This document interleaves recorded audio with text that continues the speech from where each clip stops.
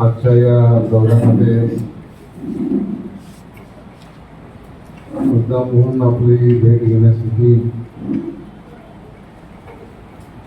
आणि आपल्या समस्या समजून घेण्यासाठी आज आम्ही सगळेजण या ठिकाणी आलेलो आहोत. आणि मुस्लिम समाजाच्या वतीने सुद्धा जे मनापासून स्वागत केलं त्याबद्दल मी तुमचा मनापासून आभारी आहे. ही गोष्ट खरी आहे की आम्ही अनेक वेळेला येतो, पण बाकीचे लोक पुढे असल्यामुळे आपल्या समाजाच्या लोकांना जास्त पुढे येता येत नाही, बोलता येत नाही. निवेदन दिलं तरी त्याचा पाठपुरावा करावा लागतो. त्याचा पाठपुरावा करायला आपल्याकडून कोणी तसा एखादा कार्यकर्ता तयार केलेला नाही, तो पाठपुरावा करत नाही ना.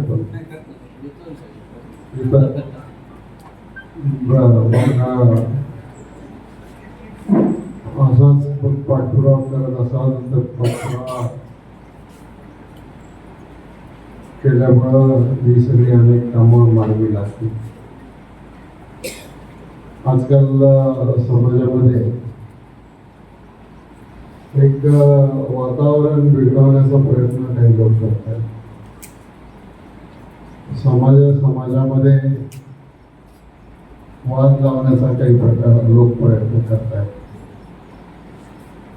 चुकीच्या गोष्टी तुमच्यापर्यंत म्हणजे मग तो हिंदुत्वाचा नारा असेल, नाहीतर आणखी कशाचा नारा असेल, काही करून हिंदू, मुस्लिम, धनगर, आदिवासी, माळी, मराठा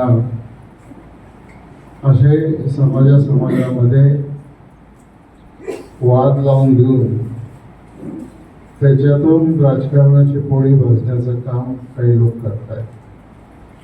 आणि म्हणून माझी आपल्याला विनंती आहे की तिकडं जगात काही जरी असलं तरी गावामध्ये आणि तालुक्यामध्ये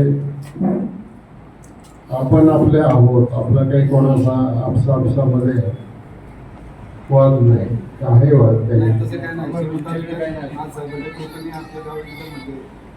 कुठं म्हणजे आपल्या परिसरातच कुठं तसा वाद नाही. आणि त्यामुळं आपण एकमेकाच्या कार्यक्रमात जाणं, लग्न कार्यात जाणं, सुखदुःखात सहभागी होणं, या सगळ्या गोष्टी सगळे आपले लोक करत असतात. आणि स्वाभाविकच आपला पाठिंबा निवडणुकीत आम्हाला मिळतो. आणि मग समाजाच्या देखील काही मागण्या राहतात आणि त्या मागण्या पुढे व्हाव्यात असं सगळ्यांना त्या ठिकाणी वाटत असतं. तर सगळ्यात पहिलं म्हणजे स्वाधी खाण्याची नितांत आवश्यकता आहे.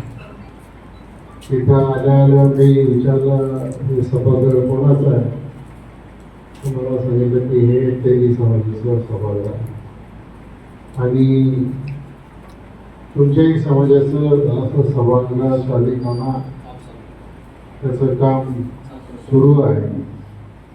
आता त्याच्यामध्ये काय अडचणी आहेत त्या अडचणी तुमच्याकडून समजून घेऊन निश्चित प्रकारे आपण प्रयत्न करू. ईदगाह मैदानच्या संदर्भात जी जागा आहे ती जागा मस्जिदीचीच आहे, हे नाही, गैरान नाही, ट्रस्टची जागा आहे. वॉल कंपाऊंडची आवश्यकता आहे. ईदगाह मैदानला पण वॉल कंपाऊंडची आवश्यकता त्या ठिकाणी आहे. आज स्टार कंपाऊंड आहे, त्याच्याऐवजी परमनंट कंपाऊंड त्या ठिकाणी झालं पाहिजे अशी अपेक्षा आहे.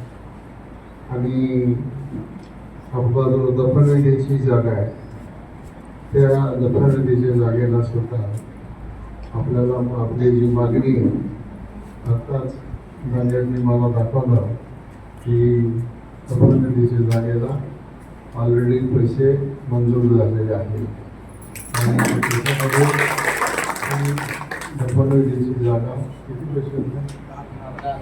10 लाख रुपये दफनविधीच्या जागेला मंजूर झालेले आहेत. आपणच 30 लाख रुपये दिलेले आहे. हे काम अर्धवट आहे. काय नक्की त्याची अडचण आहे ती अडचण बघून पुढच्या काळामध्ये ते काम पूर्ण करण्याच्या दृष्टिकोनातून, कारण शेवटी सरकारने घरच्या कल्याणामध्ये हात देऊन टाकले पाहिजे असं होत नाही. त्याच्यामध्ये बऱ्याच गोष्टी असतात. त्या सगळ्या गोष्टीतून आपण मार्ग काढून पुढे जायचा प्रयत्न करू. आपण सर्वांनी आज या ठिकाणी बोलावलं त्याबद्दल आणि मुलांच्या सुद्धा